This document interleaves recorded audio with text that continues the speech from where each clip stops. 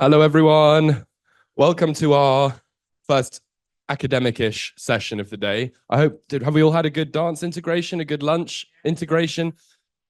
Good buzzword integration. Yeah, exactly. We'll be permanently integrating until there's nothing left to integrate. So this session is about community integration, the practice of integration.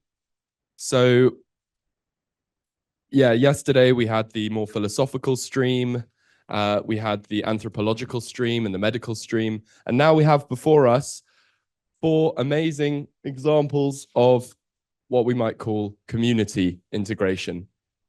One of our members, Hilla, on the far right, not politically,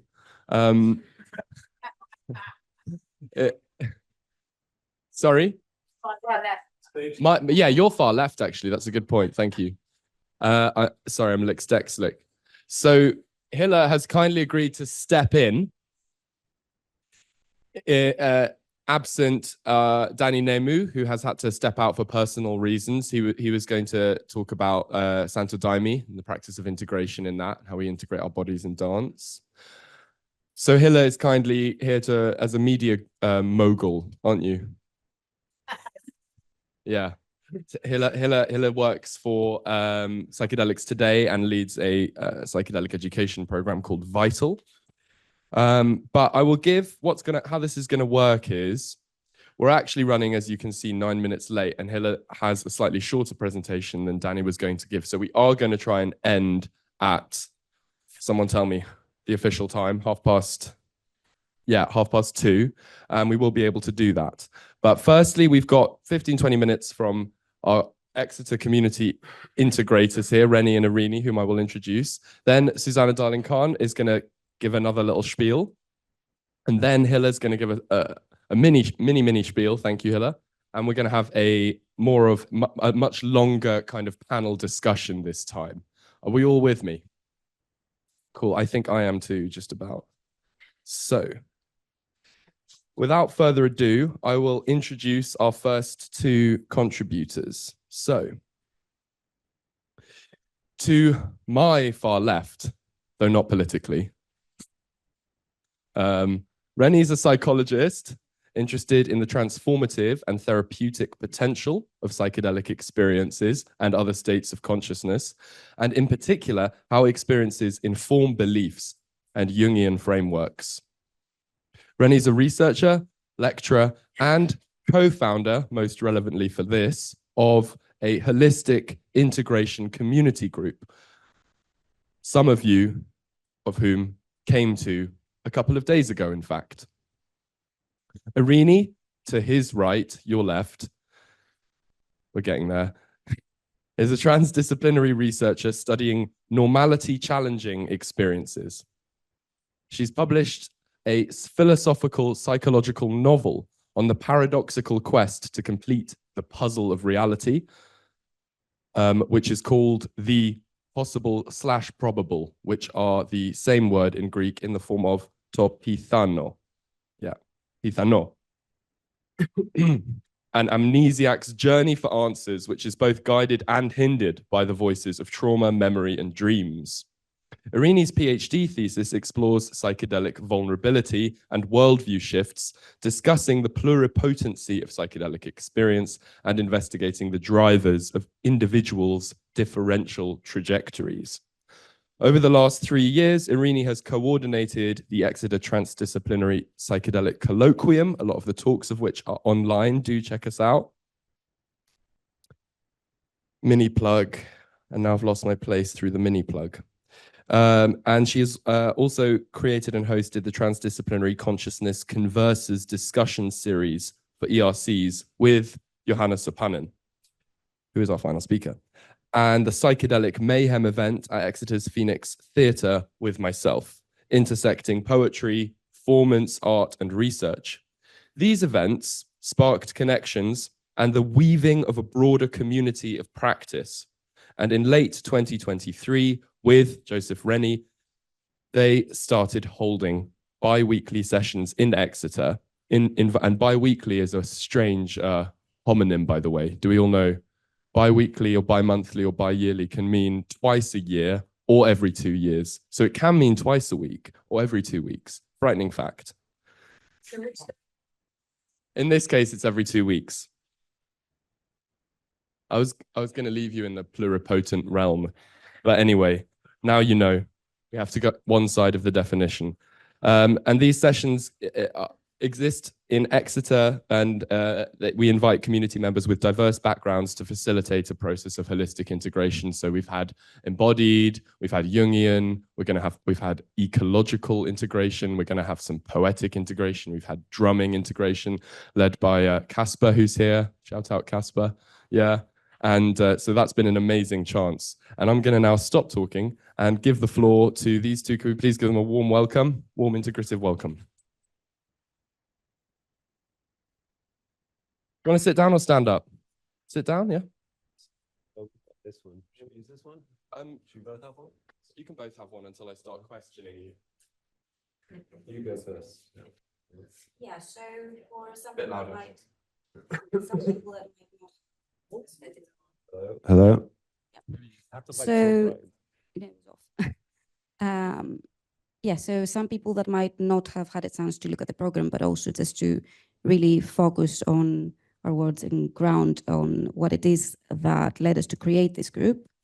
We'll be looking at this description, which we called Holistic Integration, is the name for our group, the magic of community. So while research on good integration practices is lacking, there is a growing understanding in the field regarding the role of community.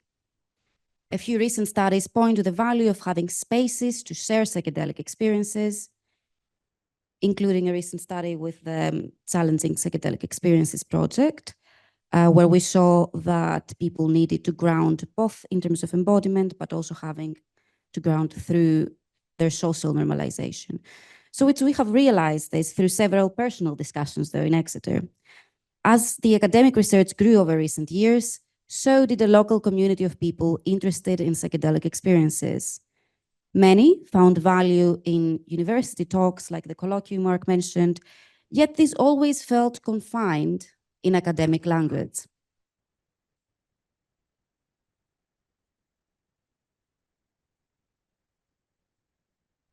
And then a different kind of magic emerged in recreational contexts that we all shared. But still, we came to realize that we had no bridging space to make sense of our experiences organically and with others. Hello. Disclaimer, I'm a little bit under the weather, so if I start like brain foggy or spluttering into the microphone, please bear with me. I'll try my best.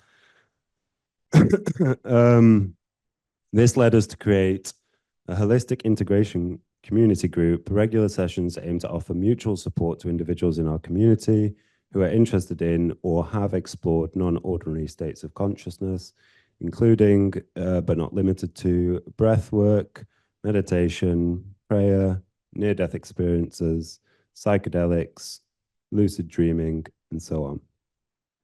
The sessions aim to serve as a safe and nurturing environment for people to share, explore, and integrate these experiences while fostering community, friendship, and connection.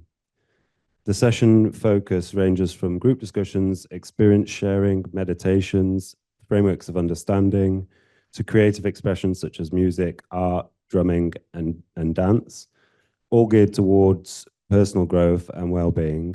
They are community-led. People who attend the sessions may also host the sessions, bringing together a wide range of skills and sharing multiple perspectives. The space promotes diversity, respect, transparency, and authentic self-realization. Should I keep rambling on after this? Yeah.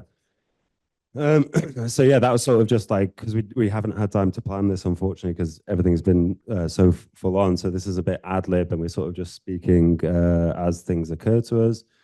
So yeah, I guess I'll maybe touch a bit more on this community-led aspect. So it feels a little bit, I don't know, in my mind to say that like we are integrators, I suppose, because the way we see it is everyone's kind of an expert or an integrator of their own experience. And so like we kind of really value the aspect of like, one thing we noticed about the psychedelics colloquium and about the psychedelics community in general is it's like a real mix of characters that are all from different walks of life, different backgrounds, different beliefs, and they all come together in this space. You know, we don't always agree with one another. Hopefully most of the time it's respectful disagreement. And yeah, but nonetheless, like it's just this really beautiful, rich tapestry of people and thoughts. And for us, that was like, for so many people, it just kind of gave this really warm, inviting energy, this sort of like that made people feel welcome, made people feel like wanted to be part of it. So yeah, it's a very special thing. And we thought, well, you know, and sometimes like the academic game, as it was spoken about yesterday, can constrain that richness in a little bit, because obviously it's constrained by hierarchies and certain power structures and stuff like that aren't necessarily a bad thing and may well serve an important function in academic institutions. But nonetheless, we kind of want, and I guess like the topics, it limits the scope of the topics and like the style of delivery and stuff like this. But nonetheless, yeah, like Eirini was saying, we kind of wanted this other space where people could bring in more perspectives and all sorts of different people. Sorry.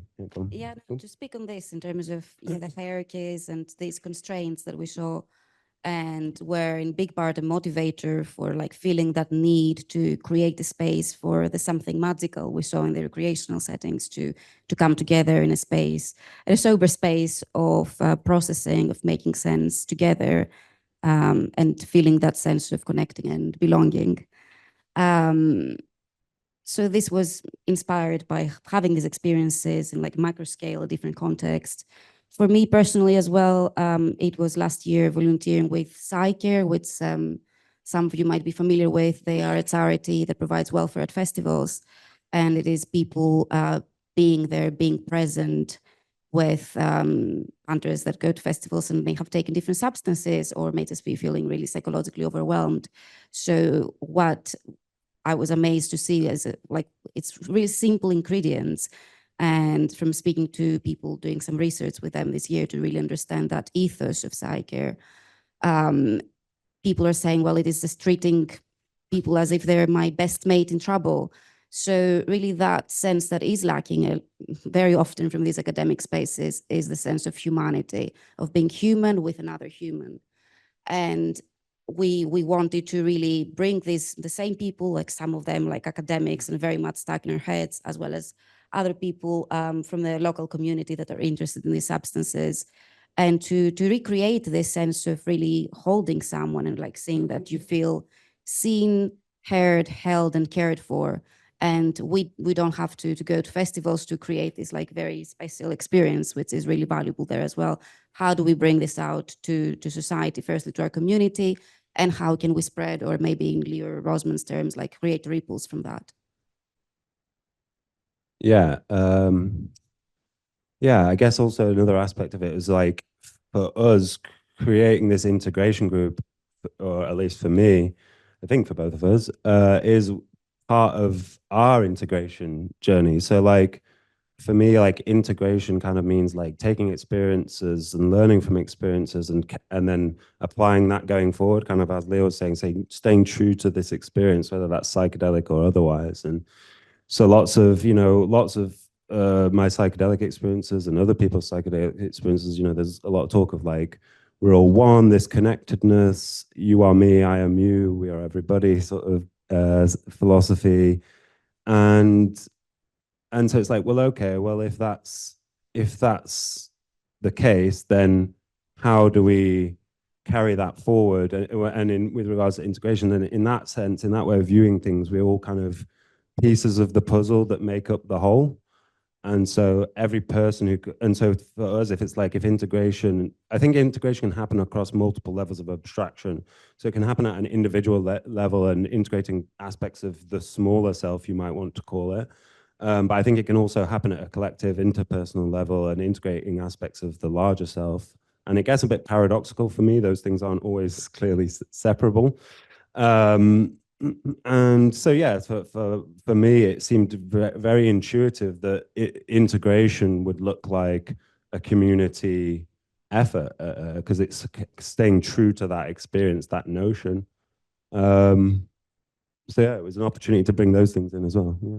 And also a space to hold this darkness that psychedelics can bring about, trigger, re-emerge, or even when it's a new challenge to face. And while we're by no means like a therapeutic space, we're really just there everyone holding space for each other. It is a reminder also of our vulnerabilities. Sometimes we hold these storytelling sessions and people bring up like really difficult experiences that came up for them, and they just needed to find a way to bring language to them, and then to also hear other people's reflections with keeping in mind that we're all just projecting our own understandings and what resonates for us. But yeah, holding the challenges and strengthening each other through that has also been a big part of it, and it's why it's meaningful to me anyway. Are we doing for time, Mark? We are. We've got plenty. In theory, if you wanted, you'd have 7 minutes more, or even 12.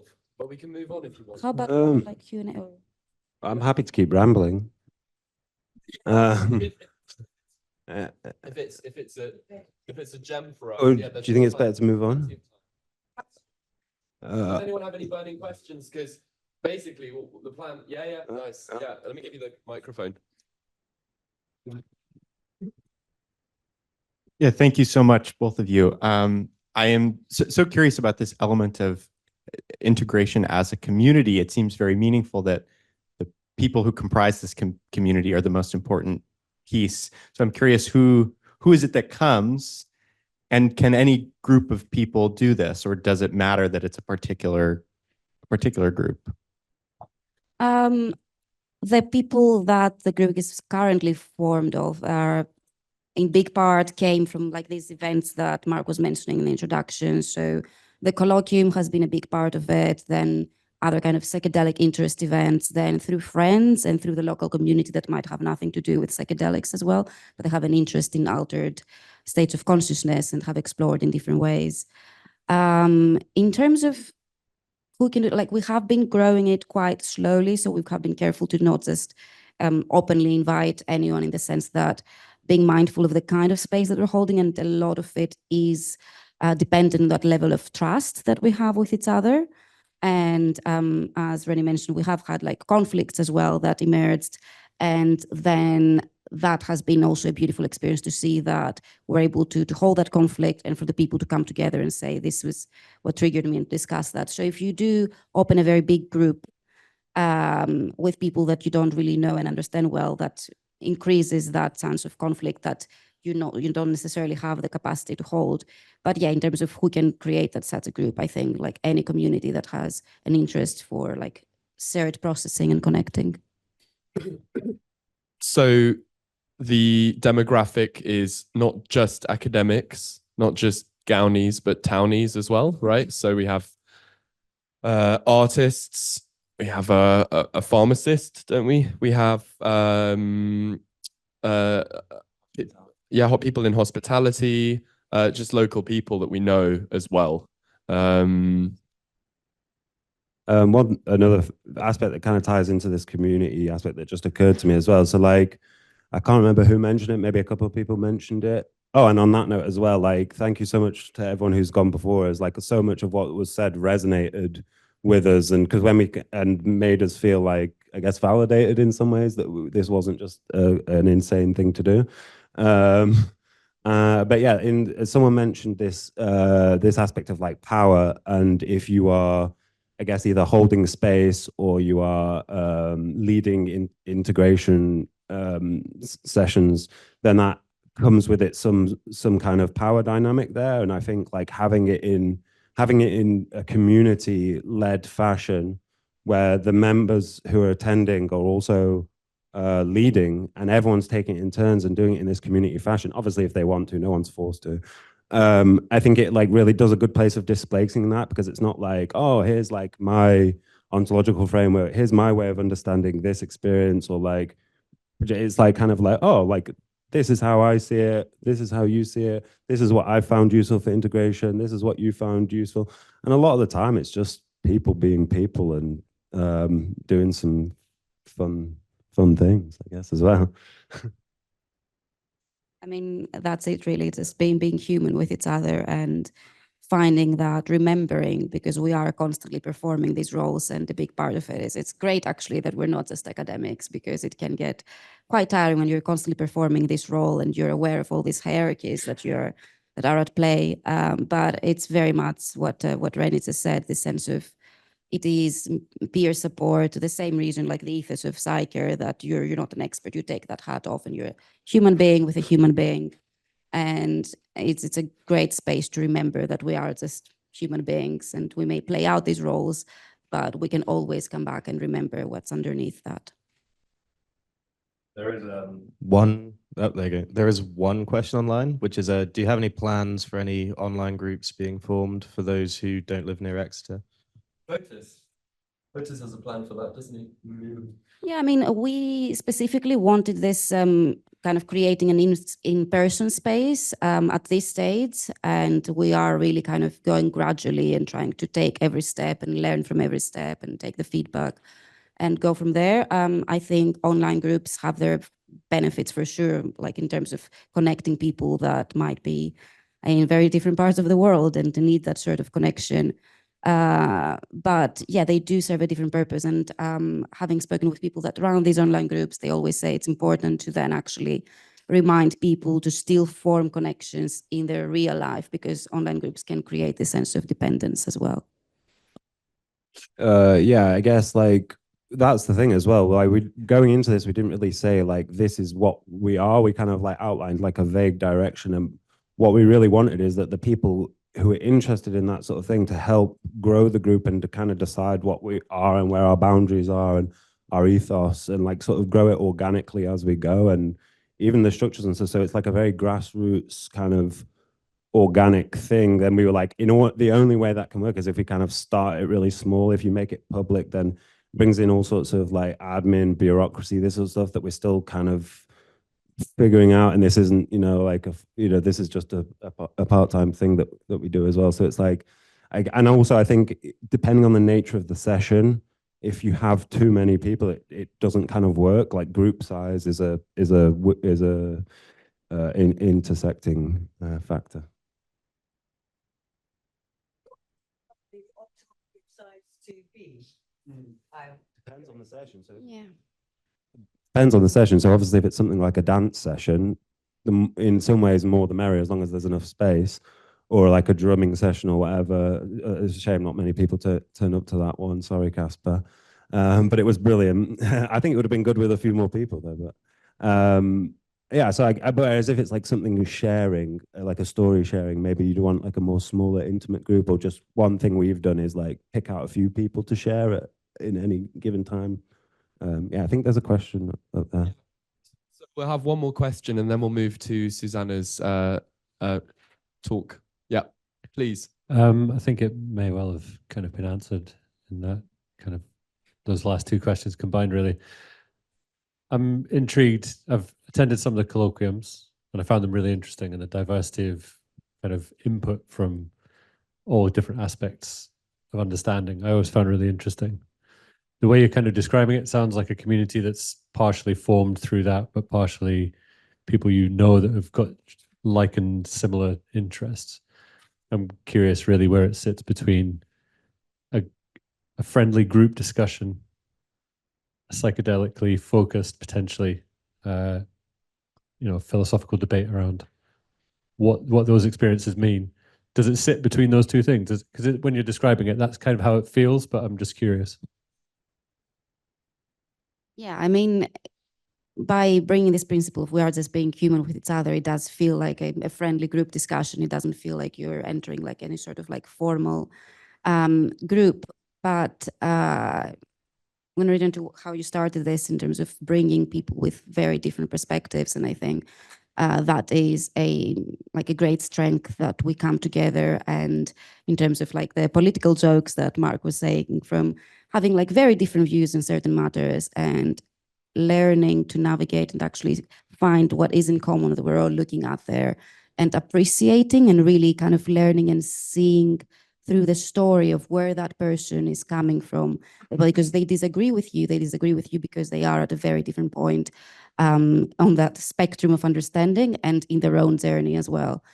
So learning to appreciate difference in that, and learning to appreciate difference and making friends with difference, I feel is one of the big valuable aspects of this group. Thank you, Eirini. Hello. Thank you, Eirini. Thank you, Rennie. Thank you, Eirini. Thank you, Rennie. There was a poetry competition in 1968, and the poem that won was really simple. It just went like this. Mind, how you go?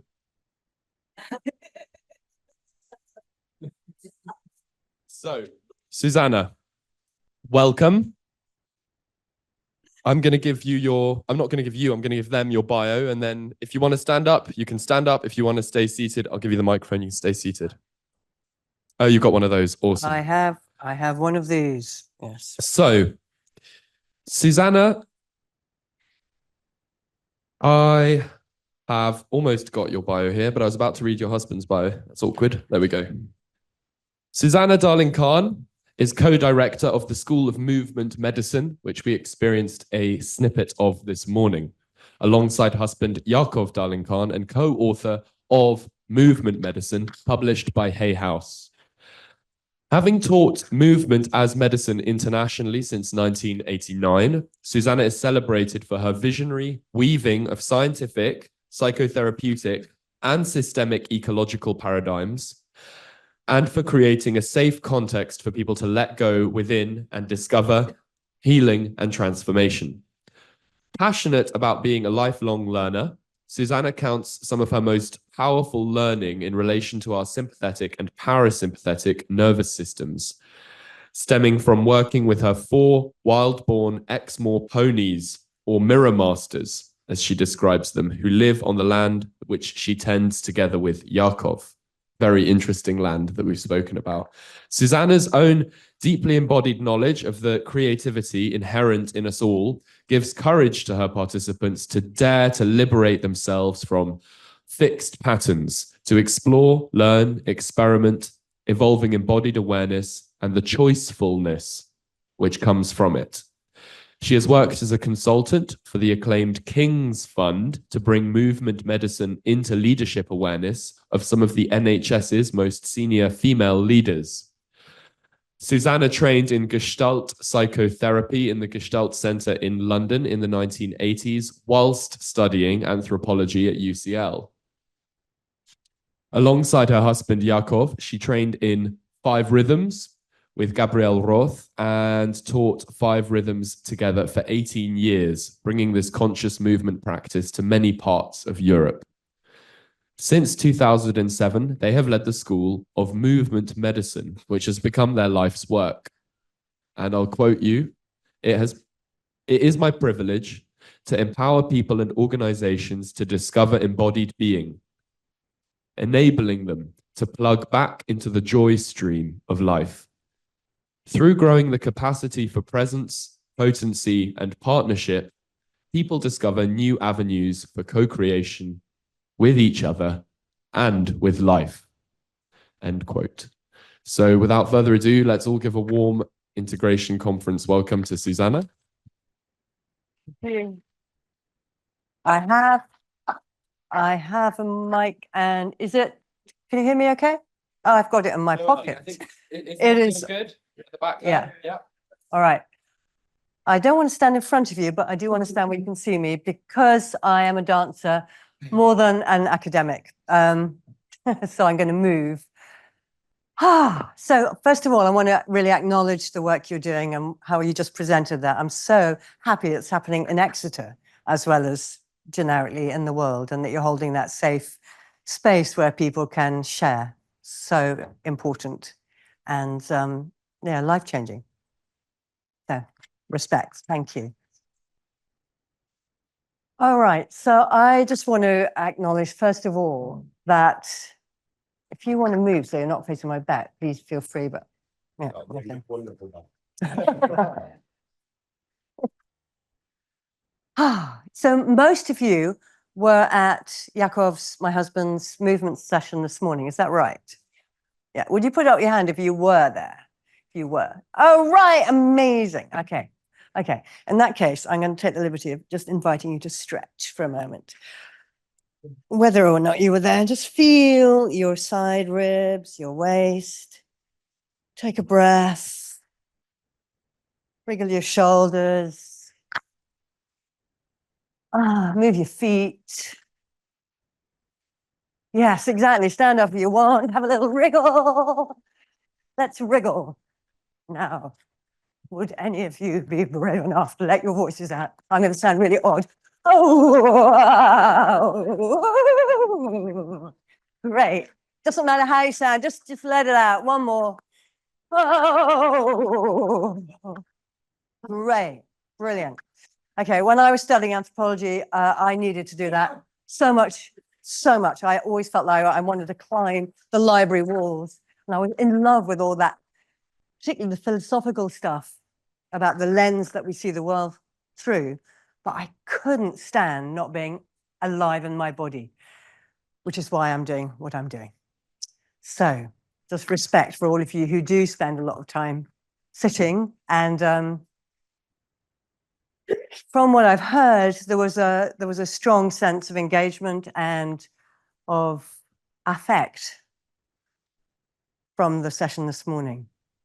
So I'd like you just to invite you for a moment to either close your eyes if you feel comfortable or bring your gaze down into your own little sphere.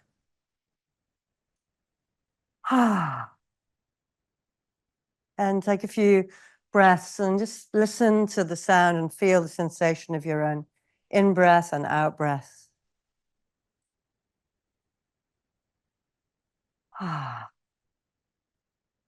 Settle into your contact with the seat under you, the ground, the floor beneath your feet.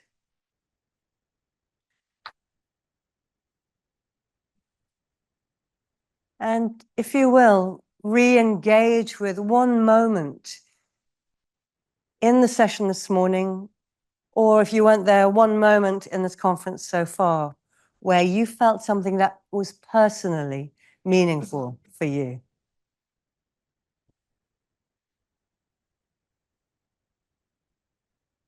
Just let that float into consciousness, and whatever the thing is that comes, don't worry about whether it seems important or not. Just let it be and feel it.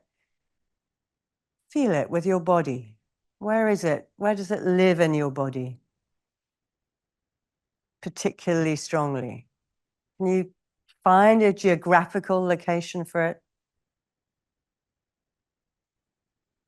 In your body, in the landscape of your body. Wherever it is. And your body, of course, includes your head and your heart. Just give it a little more breathing space.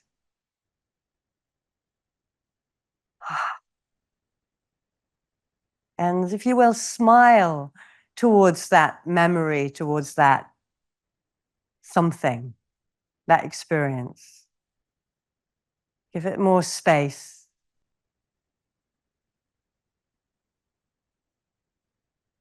And then let your hands, and they could be very private, they could be very close to you, or they could be expansive, just become a shape that mirrors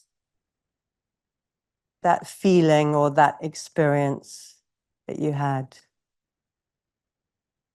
And if you will, do that without thinking. Just let your hands, trust your hands and the soul sign language of your hands.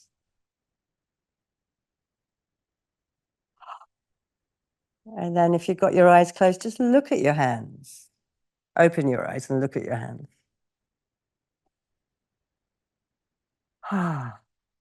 And see if a word emerges, just one word that distills this experience and what your hands are saying.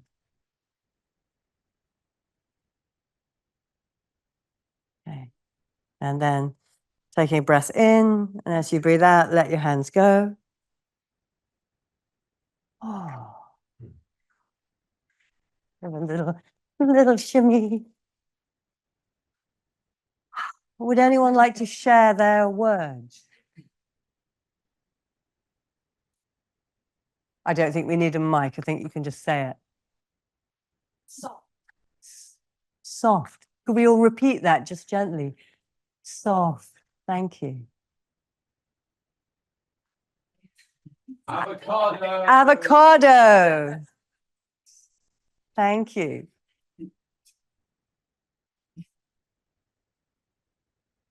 One more. Seen. Seen open. Yeah? Is that right?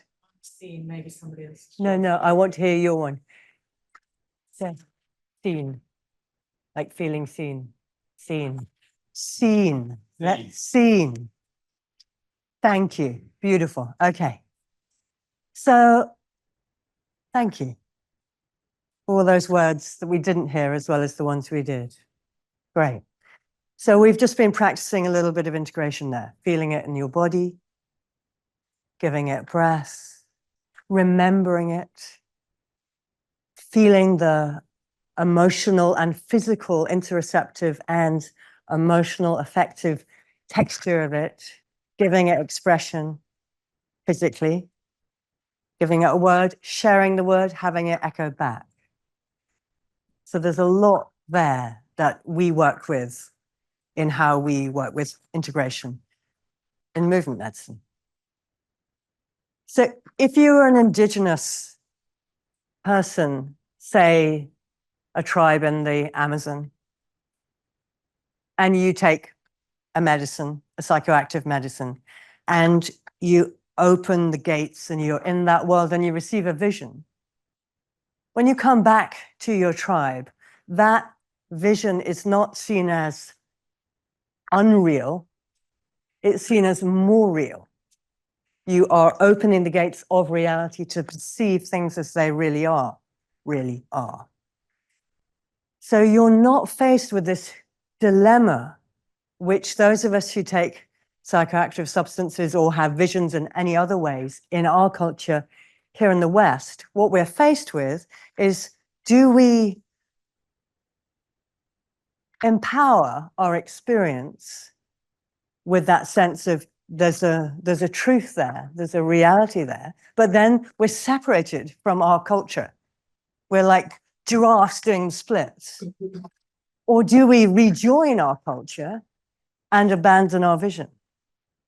And how do we do both? And that's why I'm so grateful for what you're doing, because that's the integrative thing, that we can be with our vision, with others, in this reality of this world. But I think we do set up a real tension in ourselves because of the world we inhabit. And at the same time, there's this huge longing for what Thomas More calls the re-enchantment of the world. And that to experience, you use the word magic, the mystery, the magic, the awesome reality of life, and ourselves as part of that. And I'm really touched that academics, there's a whole academic discipline that Celia's leading here, and you're all, many of you, part of, which I think is, I don't know what you'd say about this, but is harnessed to that longing, for instance, for re-enchantment of the world, and through that to learn how to respect the sacred nature of life, including ourselves, each other, and the planet. Yeah. So this is thinking about integration. If I have a vision, if I'm an Achua person who takes ayahuasca and has an extraordinary vision when I'm 18, for example, in the Achua culture, I would not expect to drink ayahuasca again until I've realized that vision. That's completely different than what we do here in the West. Well, some of us do here in the West.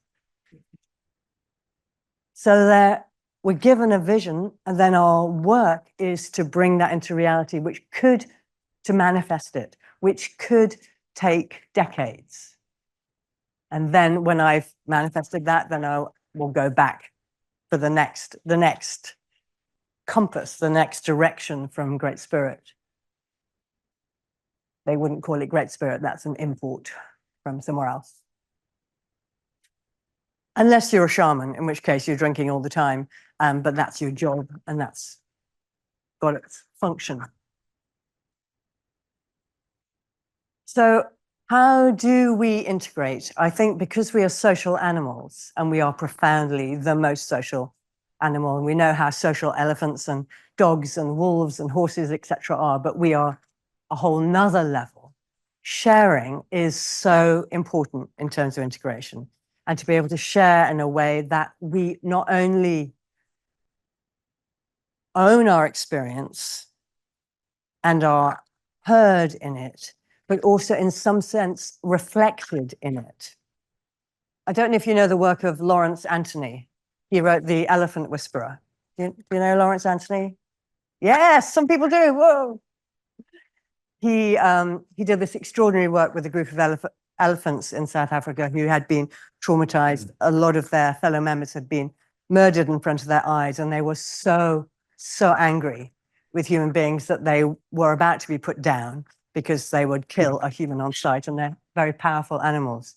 And Lawrence Anthony was their last chance at being able to stay alive. And he did this work, which he's recounted in the book, The Elephant Whisperer. And they managed together. And there's this moment when they've formed a trusting relationship, and the lead elephant is a matriarch called Nana, he calls her Nana, and her calf are grazing in the savannah. You'll see why this is relevant in a moment.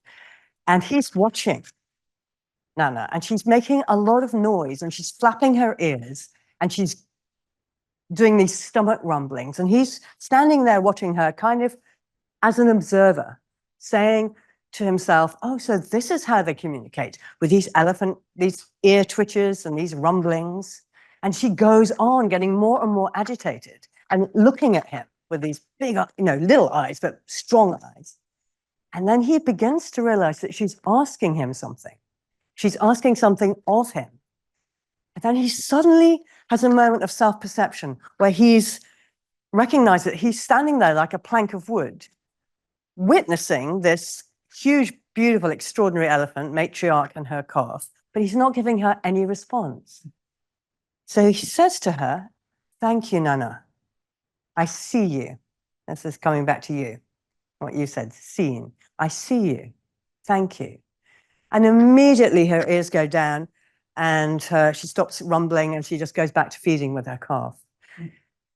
And what he draws from that, and what he's learnt from that, and then what I've learnt from him, is all about, in the animal kingdom, communication is not just about sending. It's about receiving and then sending a signal back that I have been heard, you have been heard. I see you hearing me, seeing me. And that's profoundly helpful to my nervous system and to my sense of encouragement to go on. Thank you, Adrian, because you're there and you're seeing me. I'm seeing you, seeing me, seeing you, boom, boom, boom. It's self-reinforcing, and it enlivens us. So I became really interested in embodied listening and what it means to reflect back in a way that, as you were so carefully saying, isn't interpretive, isn't analyzing, isn't giving unasked for advice, but simply let someone know accurately, I've heard you, which is what Nana taught him. So I feel this elephant, Nana, going on teaching me about how important it is. And my ponies do the same thing. When I say to them with a tiny movement of my eyes sometimes, I've heard you, I understand. They relax, and then the cooperation and the co-creation and the joy, it was lovely to hear that in those words about me, the joy stream can continue, and then we can create something even more beautiful together. So in our work with movement medicine, how long have I got? In theory, you have another 5 minutes if you want. Excellent.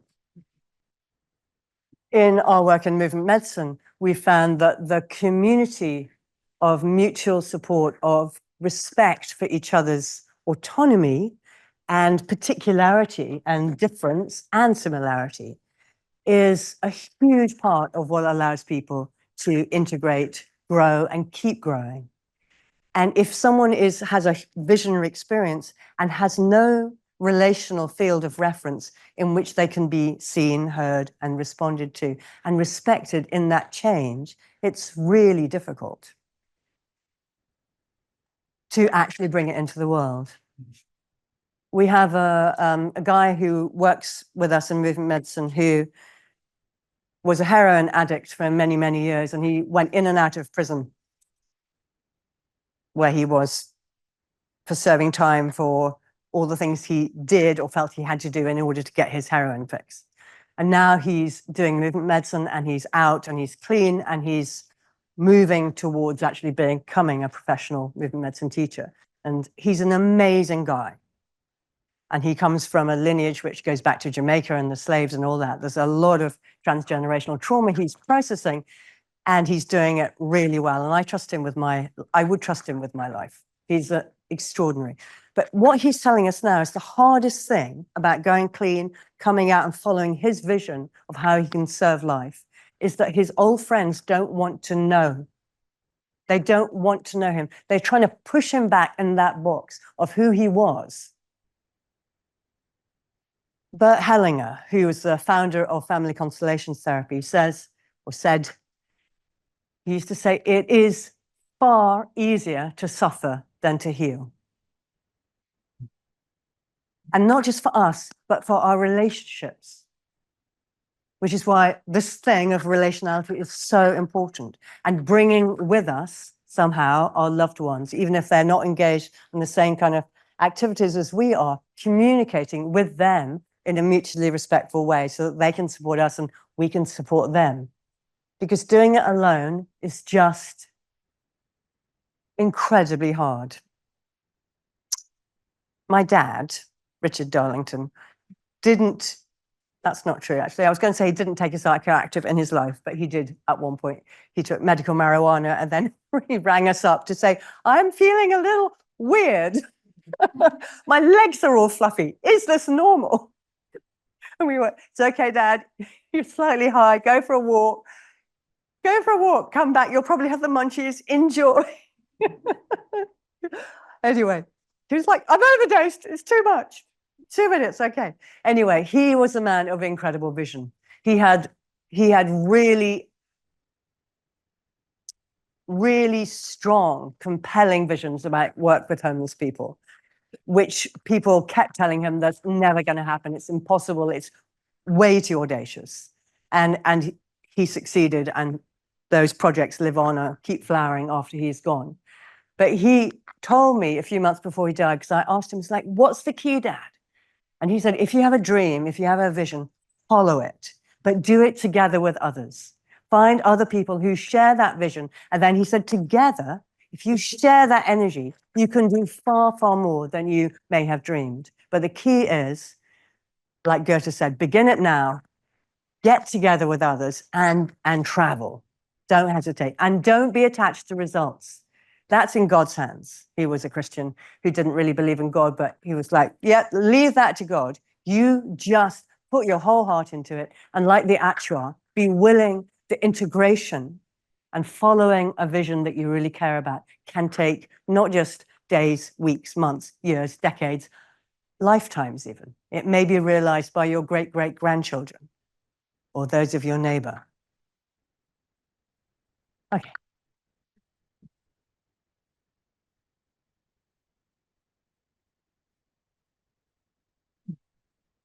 Thank you so much, Susannah. We're going to move on to Hilla now. Johanna, sorry, I keep calling her by the name I call her, which is her middle name. But most of you know her as Johanna, so I'm going to try and not be confusing. And then we will have some time for a discussion amongst you, and we'll open it up to the floor for questions until 2:30. So without further ado, we have with us happily Well, are you happy? Yeah, relatively. Yeah. I would say so. Yeah, I'm happy you're here. but I have no idea where you got my bio, so I'm curious. I edited it. It's from the Colloquium website. Don't worry, it's up to date-ish. Johanna Sopanen wrote her master's dissertation on Jung's Red Book, his visionary book, during an internship at the Fundación Vocación Humana, a Jungian center in Buenos Aires. She has taught a course on the interlink between depth psychology and the psychedelic experience offered by the Psychedelics Today Forum. Johanna's interests include transpersonal psychology, eco-psychology, holotropic breathwork, process philosophy, Western esotericism, and the microbiome, right?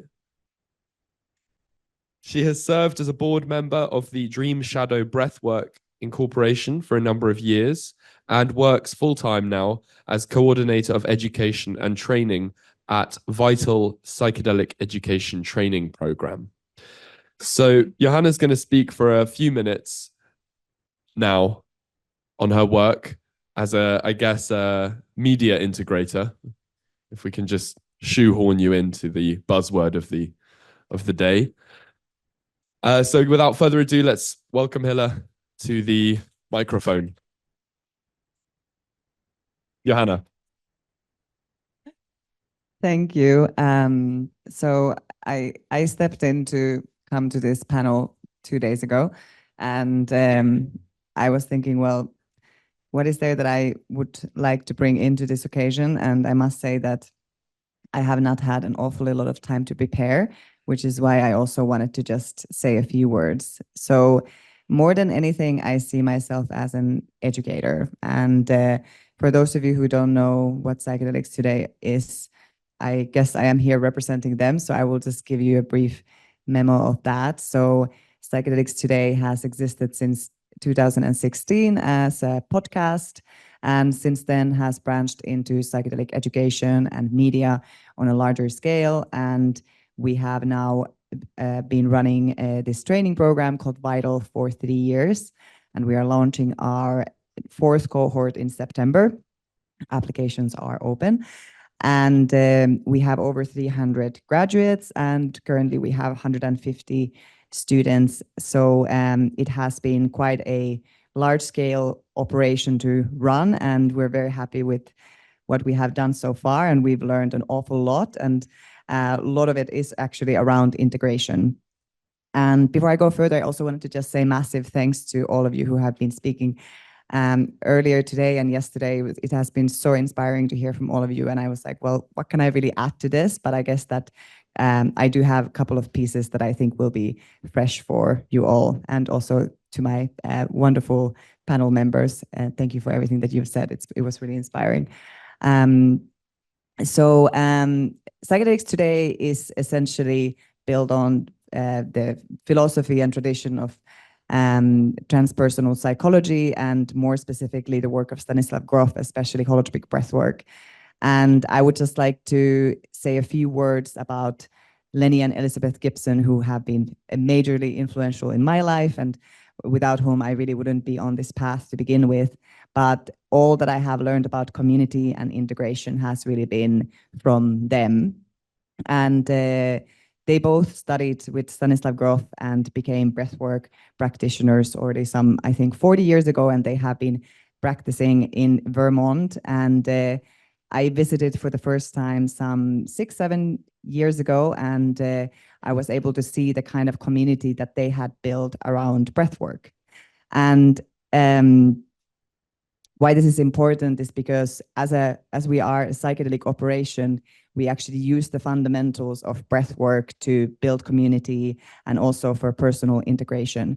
So what I saw was essentially this sort of, they live in the middle of the countryside of Vermont, but the same people who would come over and over again to share, to have these experiences of altered states of consciousness, and to show some deepest and most vulnerable parts of themselves, and to be in community and to support one another, and just to do that for over decades and decades. And at first I was like, wow, that seems like a very intensive way of spending time with people. But the more I've gotten understanding of what breathwork is and how it can be used, I've understood its like very fundamental role, especially in the field of psychedelics, to to not just reach new altered states of consciousness, but to really integrate previous experiences and to, I guess, to be more aligned and to build community.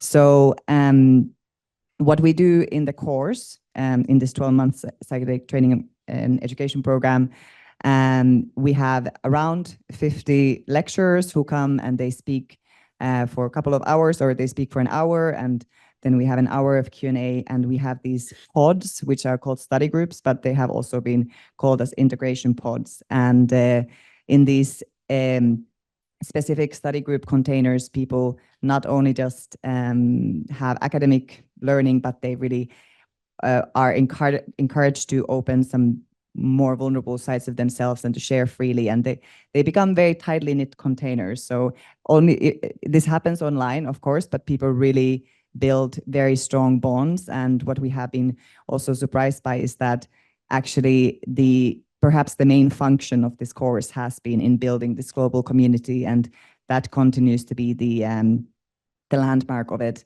And then outside of these online classrooms, what we offer is different types of retreats where we teach the breathwork model. And what's also quite special about the breathwork model is that it uses sitter pairs. So you have this sort of around 3-hour arc of very intensive breathwork, but during that time you have somebody who is there to watch over you, to guide you, and to give you anything that you might need during your experience. And what we have found is that those experiences, they're so meaningful for people because they get to be there for one another. And the act of being in service and to being there for somebody else is oftentimes more important than the actual experience of one's own experience of some kind of mystical state. And I think that sort of speaks for the fact that what people are really longing for is just to not just get support, but to be of support and to be of service and to just be there for one another, and that there's like a real empty space that needs to be filled with something of that sort. So yeah, and that's essentially the program arc, and we have also done the same kind of framework in the past with both cannabis as well as with mushrooms. So we have done retreats in the Netherlands as well as in Jamaica, where we use the same sitter pair model, and we have found that although the duration of the experiences is much longer, the same format works very well, and over and over again, people keep having these extremely rewarding experiences of being there for somebody else. And there's almost this kind of like naive innocence, or like a sense of, I don't really know what to call it, but there's a kind of purity that comes out in people when they are actually there, and they're like guiding one another, or what we call it sitting, because we're really trying to encourage like inner directive approach so that we don't really interfere much with the other person's experience. And a second point that I wanted to speak to, which is another important component of the program, is the Jungian approach, and that's also becoming like a very streamlined thing. And although Jungian psychology in general is perhaps known for this more sort of individualistic and introspective qualities, what we're also seeing in the program is that when people are able to tap into these deeper aspects of themselves, and that generates this exchange, it's like there's this sort of new kind of curiosity for one another. And I actually saw, I wasn't trying to read your notes, but I saw the name of Thomas More, and I was like, oh, I love him. And this sort of soul psychology is something that I think is extremely important also in these discussions of psychedelics and integration, because what we're ultimately, I think, or like, you know, this is my particular background and tradition, is that we're trying to help people to get closer to their souls, if you may, or to that sort of part of themselves that is oftentimes lies dormant in this very rushed contemporary busy society and our all the to-dos that we have. And And the psychedelic experience can also help us to be more in that receptive state where we actually hear like, well, what is like my soul saying to me? Like, how can I get closer to that? And I think once you kind of are able to get into that path more, the relationships that you form are very different, because they're also much more meaningful. They have much more value as not just transactional items, but as something that you're like allies in this world. You're sharing a quest and the mission. And yeah, also to that, what you spoke to so beautifully is that, you know, people want to have like how important it is to have this shared value. And I think that also is the reason why the psychedelic community feels so tight, is because we all have the same vision of what the world could be like, or in what ways it could be improved. So yeah, I'll just wrap up there.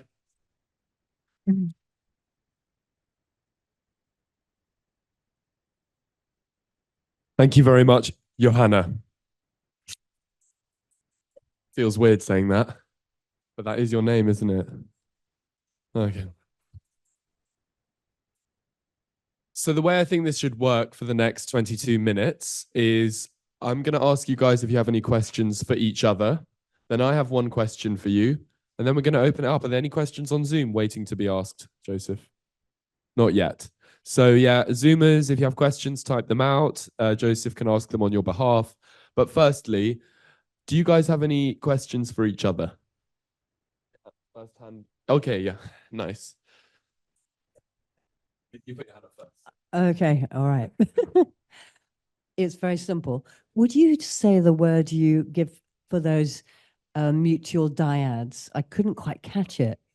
It's just sitter pairs. So Cedar. Oh, sitter pairs. I was like, what is that? Sitter pairs. Yeah, right. Got it. Yeah, beautiful. Thank you. I was so touched by that, how you talked about that, and the empowerment of finding that your presence is of value to somebody else. It's life-changing. Yeah, and amazing how you reflected on that. I was very touched. Thank you. Well, I also have a question for you. We're just questioning each other, but I was so delighted to hear of your background with 5 rhythms. And I mean, maybe for those of you who don't specifically know the technique or haven't really explored it that much, would you mind saying a couple of words on just like, how do you think 5 rhythms specifically helps us to like kind of open up to yeah, integration, but also exploration of altered states? Well, the 5 rhythms was created by Gabrielle Roth, who was also an anthropologist originally, and she through watching people move, she got this insight that there are 5 different ways that she codified that people move within. Flowing, staccato, chaos, lyrical, and stillness is what she called them. And then she said, what would happen if we all move in each of those ways? And what that does is it dislodges or disturbs your basic normal functioning. Because, of course, we have ways of thinking, ways of feeling, and ways of holding our bodies and moving that hold us within our set identity and our story about who we are. And so immediately, once you do that, you're in the unknown. I didn't actually talk about the sea of the unknown, but that was what I was meant to be talking about. But then you're in community. There's all sorts of things, but that's the key thing. I didn't say that, but you know, the word in German, Haltung, means posture, but it also means attitude. And they say Haltung ist alles. Posture is everything, which means, you know, if you sit in a power posture, or if you sit in a slump, within 2 minutes, your body is creating the hormones that reinforce that state. So when we change yeah, right. Better sit up then. We change how we hold our bodies, how we move. We're immediately changing our whole physiology. And then we're open to the unexpected. Does that help? Yeah, beautiful. Yeah, thank you so much. All right, I've got a question for you guys, then we'll open it up. So, I wrote in a poem once, sharing is scaring. And so I don't want to scare you. But, so how do you balance? I mean, so what we have here, it's actually quite a nice balance here because two of you are, I guess, in a sense, although it's community, it's also a business, right? So people pay, whereas two of you are running a free community group. So how do you balance, and this can be broader than just the question of money. This is a question I'm struggling with. Freedom to and freedom from. And by that, I mean, so you talk about cognitive liberty, we're talking about the freedom to experiment with our consciousness in any what way we choose. But that also entails a cognitive responsibility to not have your rave parties too near residential areas, for example, or to not say if you like to be in the nude, to not impose that nakedness on people. I'm just thinking random examples, but also maybe freedom from having to pay if you are from a job that doesn't pay quite as well. So all those things. How do you then, and also, I guess, and I'd like to make an apology for not really offering a proper trigger/content warning last night. I did say it was going to be a bumpy ride, but I know speaking to a few of you is a little bit too bumpy, and I do apologize for that because that's, again, you know, I think had important lessons, that film, but they sometimes were quite tough and visceral, and I don't think they were gratuitous, but they were graphic. And so that's another example, right? Freedom to show someone a film, freedom from having to watch that film. So there's this constant negotiation, right, in Isaiah Berlin's formulation. And so how do you, in terms of cognitive liberty, in terms of community, balance those things when sharing can be scaring, not just caring? Do unto others as you would have done unto yourself. There's a problem with the golden rule. There's a problem with the golden rule, right? Do unto others as you would have done unto yourself.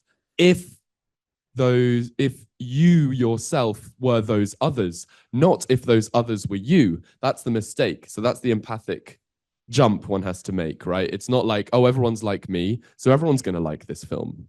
No, not everyone's like me. So I have to say, do unto others as I would have done unto myself if I were them, not if they were me. Larger self.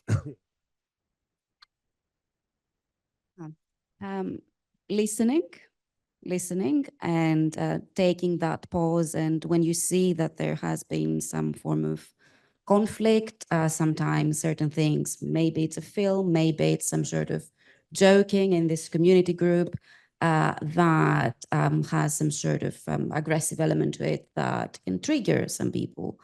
And this triggering, when that happens, to really try to not react back, but really try to listen, where is this coming from? And then if you want to help towards the resolution of this conflict that has arisen, that may have led the other person to leave that group, is to actually build that bridge, to try to understand both sides, not try to see who is in the right and who is in the wrong, not to try to correct anyone, but to try to build a bridge of communication. And this is how this conflict that we mentioned earlier was resolved in our group, where the person got in touch with the person that was triggered and left then, and they explained the reason that they found their joking offensive, and specifically how it really touched deeply into a trauma from their past, which they feel very sensitive about. And they explained, well, I left the group because I need to control my own space, because this is, I'm very sensitive to this. And explaining that it's not personal, it's not a personal attack, but this is where I'm coming from. And then hearing back where the other person is coming from is part of like allowing that freedom to exist in the first place. And yes, in our times, and it is a complaint that we see a lot of the people that try to question these narratives of like, you should be politically correct, you shouldn't say this or that. Actually say the things you need to say that need to be heard in the right way, being sensitive of who is around you, being sensitive to how they might affect others, and be willing to reflect and change your narrative. So within reason, so long as you're not knowingly hurting anyone, sometimes it's good to ask for forgiveness rather than permission. Stay mindful even before you speak. You don't have to go as impulsively, spread the chaos and then be like, I'm really sorry. That's not what we're advocating. I understand that can be appealing. You're talking to me. It's not personal. We're talking about patterns. And it's good to be attuned, to be mindful, to be sensitive, and to acknowledge that you will make mistakes. And I think we have a question there, maybe. Wait, do either of you want to answer this cognitive liberty question before we move to the? How many of you want to speak? We have 3 or 4, 5. Okay, yeah, great. Well, not nice. The discussion is going to be great. So quick fire, guys. Then we can get some questions from the audience. Well, from my point of view, it's not about freedom. It's about liberty. And liberty means freedom plus awareness. If you have freedom without awareness, then you have a lot of inflicting one's freedom on each other. So the really deep word that we attune to is respect. What does it mean to respect each other, respect myself? And when we're working with movement, we don't have to deal with so many words. That's really helpful. But we also have to deal with what we call voluntary proximity, touch, and being really mindful of each other's bubble. And of course, all the issues about physicality, sexuality, gender, etc. And it's often about slowing things down so that there can be a real negotiation. But I don't talk about freedom, I talk about liberation. And that includes a huge portion of awareness alongside the freedom piece. Yeah, I'm not sure if I got the question right, but I just wanted to riff on what you said kind of earlier. And I think one of the things that we try to do in Vital is empower people to take responsibility and to be accountable for themselves. While we're all on our journeys, especially for those who are wanting to be psychedelic practitioners, there's this wonderful way in which one of our teachers, Dan, came and conceptualizes the psychedelic experience, which is that there's this surge of Dionysian in energy coming in, and the role of the practitioner is to uphold Apollonian demeanor, to be in charge of the of not just their own boundaries, but for the other person's boundaries. And I think that's part of the essential learning when it comes to psychedelics. Thank you. Some of us call that Odyssean, balancing the Dionysian and the Apollonian for any classics freaks in the room. Now, I think I saw 6 questions. So I think we're going to, because we've got 10 minutes, we're going to take them in baskets of 3. So you, who else? You, and then, oh, but you've got the mic. All right, so you start, then we'll go the other way round. All right. I know you've had your hand up a while, but the mic has gone this way. So we'll start. Thank you, Casper. There's a switch at the top by the screen. Take this one. Hello. Okay. Yeah, thank you. So Johanna made this kind of obvious but amazing point about how valuable it is to be of service to someone in these experiences and in the aftermath as well. That's something that really resonates with me, but it seems quite opposed to the clinical model that we currently have, where a patient is generally kind of a passive recipient of all the care in the prep experience and integration phases, and maybe also in kind of retreat settings and ceremonial spaces as well. So I'm wondering how we can bring in that element of being of service and actually contributing something to the process into both the clinical model and these ceremonial spaces. Thank you, Casper. And this gentleman here has had his hands up first. Please, at the back. Yeah, you know who. Oh, so we're asking these questions all together? Fine. 3 at a time. Okay. Is that not a bit too much for the panel? Would they not prefer to? Sorry, this isn't the question. Would you not prefer to answer that one at a time? Okay, fine. So my question is about integration. Have there been any comparative or analytical studies based? Could you speak a bit louder? And yes, I can. Is that better? Okay, so this is a question about integration. And have there been any comparative or analytical studies which have looked at the creation of community, a creation of an integration community based on the premise that in going into a rites of passage ceremony using psychedelics, a group would be first created, a group would be established by the existence of existing friendships in comparison to a group created through the sort of the interest in engaging in the psychedelic experience to start with, which seems to be what we've covered a lot over this this conference, if that makes sense. I mean, from the other side, I would sort of say that in terms of a more traditional approach to emulating indigenous ritual, you would present it from a position of knowing the community in depth before you start. So I'm interested whether or not there have been comparative or analytical studies in those areas. That's great. So being of service, and any comparison between organically formed friendship groups and people who come together in the interests of engaging in altered states and not knowing each other. Is that right? A comparative study, yeah. Who wants to answer? Hilla? I can start with the service question. I mean, I think we have a little bit of a weird, as a culture, we have a little bit of a weird relationship to this word service, and it's more often associated with religious communities. And I grew up in one, and that was certainly like a big part of it.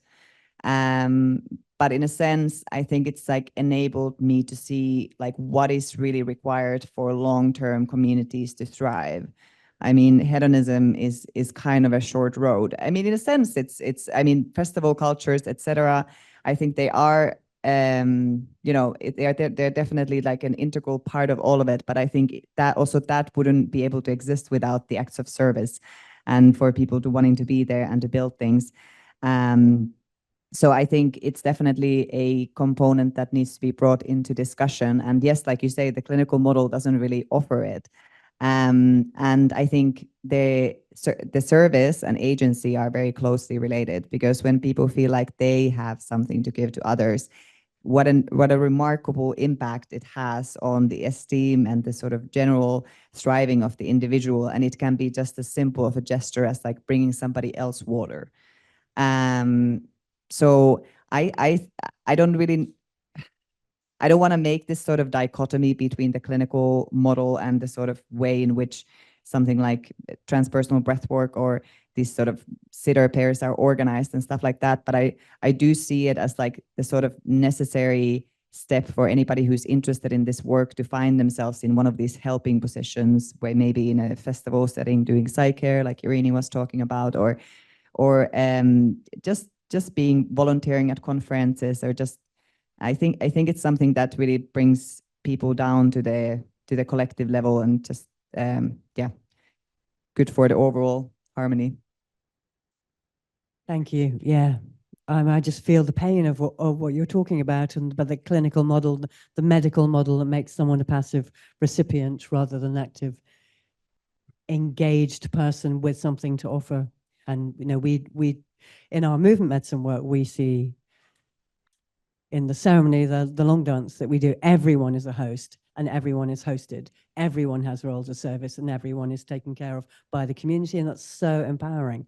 But in the medical and the clinical models and the trials, it's not like that. And I think there's a huge difficulty. I come back to that sense of the giraffe doing the splits, trying to separate and test just this pill. What will it do?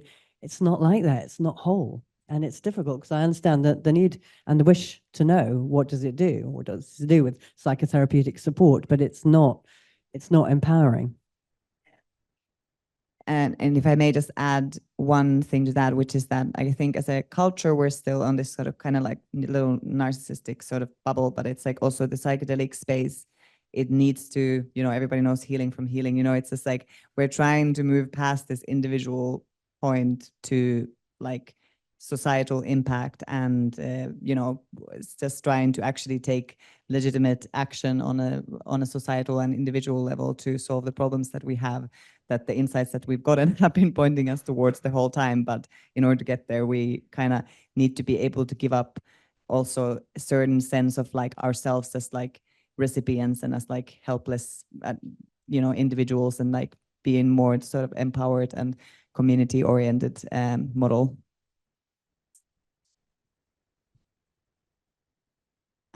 And to continue maybe from this and to answer the other question in terms of, okay, there is the individual level trauma that a lot of people feel like that's a first obstacle to even access this kind of collective purpose and understanding how you are part of that network. But in terms of what evidence we have for integration, to my knowledge, there's no really comparative study for this, at least from like the psychological lens. It's quite new, as we've heard a lot about how like integration is this like new hype word. It wasn't really a construct that was understood or even used in other cultures in the same way. We do have increasing evidence for the role of community in integration, and looking at the qualitative data in that, we see that people describe that what was helpful for them was finding other people that they feel could understand and resonate with their experiences, because looking at the traumatic or the challenging side of psychedelic experiences and what they can bring about, sometimes the bigger obstacle is feeling like you have created some sort of unique issue for yourself. You have fried your brain, you have damaged yourself in ways that no one else can understand, and you don't have the language for this, especially being in this, I'd call them like Western societies, where there is no kind of understanding of the spiritual or the understanding of the psychedelic experience. So having spaces where these parts of you that you can't quite put into words are felt seen and understood, and then finding framings like spiritual emergence and feeling like there is a way through, can be very powerful to share. But this is just some qualitative studies rather than comparisons between cultures, which we really do need to look at. Thank you, Eirini. I think I'm actually, my PhD is on this, so we should definitely talk later. And Rennie, you wanted to have a follow on. Yeah, I was just going to add the quick caveat of like, obviously Christine touched upon this as well, like what constitutes evidence and a form of evidence of effect, and the effect these practices, substances are having on well-being or anything else. I think that's really difficult to measure, and I also think it can play out over different lengths of time. So like someone might have a really challenging experience that's like really difficult for a short period of time, but then actually in the long run maybe is beneficial. So I just sort of caveat that of like, I don't know how you would measure the impact of a community group really, other than, you know, in the real sense of the word. Too many ripples, too complicated, I guess. We'd need real longitudinal studies to really know. All right, I'm afraid, I'm sorry, Paul, and I'm sorry others who had questions. You can bring them into coffee, but I do have to be harsh and end us at 2:30, as I said I would. So another round of applause, please, for our panel.